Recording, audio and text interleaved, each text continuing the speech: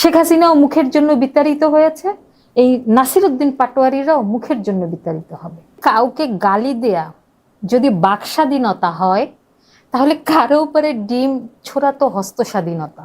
আমি মনে করি ওনার তো রাগ না করে আর খুশি হওয়ার কথা, তাই না?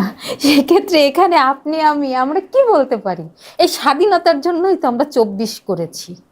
এখন বাক স্বাধীনতা যে রকমের হয়েছে সেরকম তো হস্ত স্বাধীনতাও হতে পারে। আর একটা কথা হচ্ছে, এখানে রাগ করার কিছু নাই। ডিম তো খারাপ জিনিস না, আপু ওনার মাথায় মেরেছে, ডিম চুল সিল্কি করে। আমি মনে করি ওনার তো রাগ না করে আর খুশি হওয়ার কথা। কিন্তু আজকে বলতে চাচ্ছি হস্ত না। স্বাধীনতার কথা যে বললেন, এখন হস্ত স্বাধীনতা বলতে গেলে তো ডিমের জায়গায় অ্যাগ্রেসিভ কোনো কিছু হতে পারতো, সেটা তো তখন হয়তো বা আমরা হেসে খেলে সেটা উত্তর দিতে আপু পারতাম না। আমি হ্যাঁ, আপনাকে বলি, আপনি যখন কাউকে একটা লাঠি ছুড়বেন তখন আপনার শরীরে ব্যথা লাগে, কিন্তু আপনি যখন একজনকে কটূক্তি করবেন তখন তার মনে ব্যথা লাগে। আঘাত কিন্তু দুটোই। হ্যাঁ, তো উনি যখন অন্যায়ভাবে অন্যকে মনে আঘাত দিয়ে কথা বলেন, আপনি দেখেন একজন বয়োজ্যেষ্ঠ নেতা মির্জা আব্বাস সাহেব যে অসুস্থ হয়েছেন, হ্যাঁ অসুস্থতা আল্লাহর দান, এখানে আমাদের মানুষের কোনো হাত নাই, কিন্তু আমরা কি ধরে নিতে পারি না যে ওনার এই ধরনের অপমান ওনার মতো একজন সিনিয়র পার্সন মানসিকভাবে মেনে নিতে পারেননি? হতে পারে না?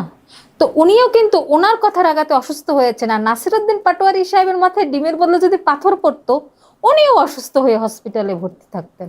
তারপরে দুজন পেশেন্টের মধ্যে কাকে আলাদা করবেন? কাকে আলাদা করা সম্ভব বলেন? তবে আমি একটা কথা আপনাকে বলি, সেটা হচ্ছে আমি রাজনীতি করি, ঠিক আছে, আমি একজন রাজনৈতিক কর্মী। আমি যদি অন্য একজন রাজনীতিবিদকে সম্মান না করতে পারি তাহলে তো হবে না। এবং নিউটনের একটা সূত্র আছে, প্রত্যেক ক্রিয়ারই সমান এবং বিপরীত প্রতিক্রিয়া আছে। আপনি প্রতিনিয়ত একজনকে ছোট করবেন, ইট মারবেন, কিন্তু আপনি যে কোনোদিনই পাটকেল খাবেন না, এটা ভাবার কোনো কারণ নাই।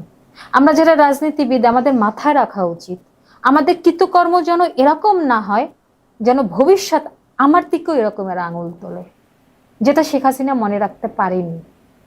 আমার বিশ্বাস নাসিরউদ্দিনও পারছে না।